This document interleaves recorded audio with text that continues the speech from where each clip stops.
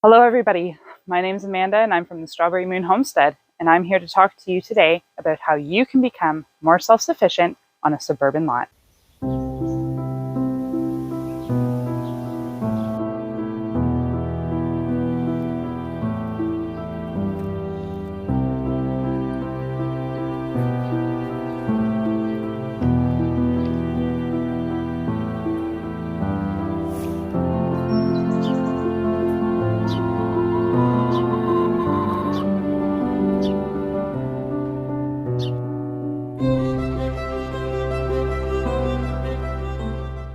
So there's a lot you can do when you live in town to become more self-sufficient. You just have to be a little bit more creative.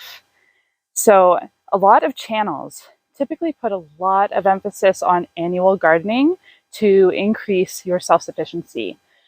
I think that's wrong in a couple of ways. Annual gardens, annual plants are a lot more fragile. They're a lot more maintenance, a lot more work, and it doesn't have to be that way. If we focus more on perennial food systems, you can increase your fertility and your abundance of food by a lot more than what you get just with annuals, with a lot less work. I think the very first step in becoming more self-sufficient on your suburban lot is to put in a perennial food system, starting with fruit trees. Fruit trees will grow and continue to give you an abundance of fruit and food with little maintenance, some pruning in the spring, and then you get a lot of food in the fall.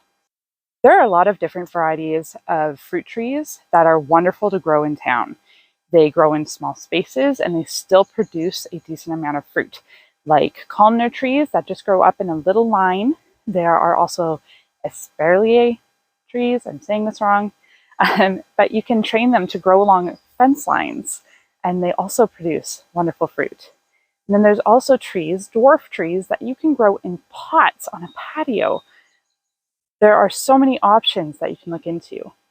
I also think that growing fruit bushes is a wonderful start. Raspberries, blackberries, those are great starter bushes that come back every year and produce just an abundance of food. Hascaps are great if you're in a cold climate. You can also grow strawberries that get runners, and they will just plant themselves and continue to grow. A wonderful thing about perennial food systems is that a lot of them spread and create more food with little effort on your part. So some of my favorite perennial food systems for self-sufficiency in the suburbs are trees, as I mentioned, fruit bushes like hascaps, currants, raspberries, blueberries, strawberries. You also can plant a lot of different perennial vegetables, such as asparagus. You can plant ostrich ferns for their fiddleheads. Hostas are also great in the spring. They eat just like asparagus. False Solomon seal, sorrel, good King Henry. And for a potato, you can plant sunchokes, which are just prolific. Sunchokes or Jerusalem artichokes spread like crazy.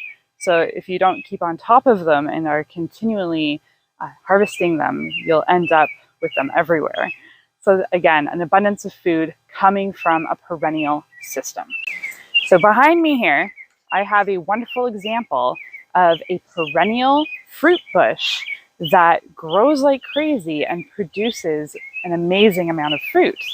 It's one of my elderberry bushes that I pruned way back in the spring, and it has still grown up taller than I am. And it will produce a wonderful amount of fruit for us later that will turn into a syrup. Bushes like these are wonderful for your self-sufficiency in your suburban homestead. Resilience in the garden should be the first step to self-sufficiency. Building a garden that is resilient and comes back and is less maintenance and less fragile and is perfect for your conditions where you are. That's the perfect way to become more self-sufficient. Other great space savers are perennial vines, like this grapevine. We have grapes planted everywhere, different varieties, and they have started to produce a wonderful amount of grapes for us. The hardy kiwi, where we are, is another vine that we haven't been able to harvest any yet, but I'm hoping in the next couple of years we'll be able to harvest kiwis. So another great way to add self-sufficiency to your homestead is to bring in some rabbits.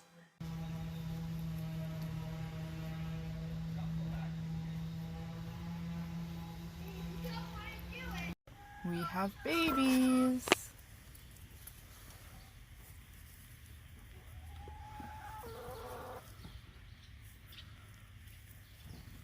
Hiding. Hiding. There they are. There they are.